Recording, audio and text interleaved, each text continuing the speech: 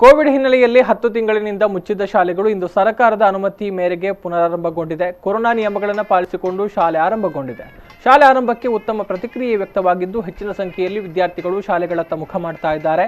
ಶಾಲೆಯಲ್ಲಿ ಶುಚಿತ್ವಕ್ಕೆ ಹೆಚ್ಚಿನ ಮಹತ್ವ ನೀಡಲಾಗಿದೆ. ಕಾಪು ಕರಂದಾಳಿ ಶ್ರೀರಾಮ ಹಿರಿಯ ಪ್ರಾಥಮಿಕ ಅನುದಾನಿತ ಶಾಲೆಯಲ್ಲಿ ಶಿಕ್ಷಕರು, ಹಳೆ ವಿದ್ಯಾರ್ಥಿಗಳು, ಶಾಲಾ ಅಭಿಮಾನಿಗಳು ಮಕ್ಕಳನ್ನ ಮೆರವಣಿಗೆ ಮೂಲಕ ಭವ್ಯವಾಗಿ ಸ್ವಾಗತಿಸಿದರು.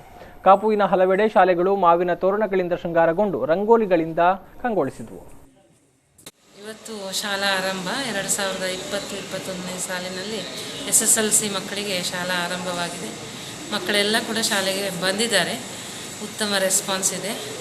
ಹಾಗೆ ಮಧ್ಯಾಹ್ನ 8 ಮತ್ತು 9ನೇ ತರಗತಿಯ ವಿದ್ಯಾರ್ಥಿಗಳು ಶಾಲೆಗೆ ವಿದ್ಯಾಗಮ ಕಾರ್ಯಕ್ರಮಕ್ಕಾಗಿ ಬರಲಿದ್ದಾರೆ. ಶಾಲೆಯಲ್ಲಿ ಸ್ವಚ್ಛತೆಗೆ ಹೆಚ್ಚಿನ ಆದ್ಯತೆಯನ್ನು ಕೊಟ್ಟಿದ್ದೇವೆ.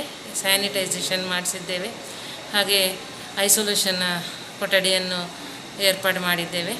ಹಾಗೆ ಪೋಷಕರ ಸಭೆಯನ್ನು ನಡೆಸಿ ಪೋಷಕರಿಗೆ ಎಲ್ಲ ಸೂಕ್ತವಾದಂತಹ ಮಾರ್ಗದರ್ಶನವನ್ನು ನೀಡಿದ್ದೇವೆ.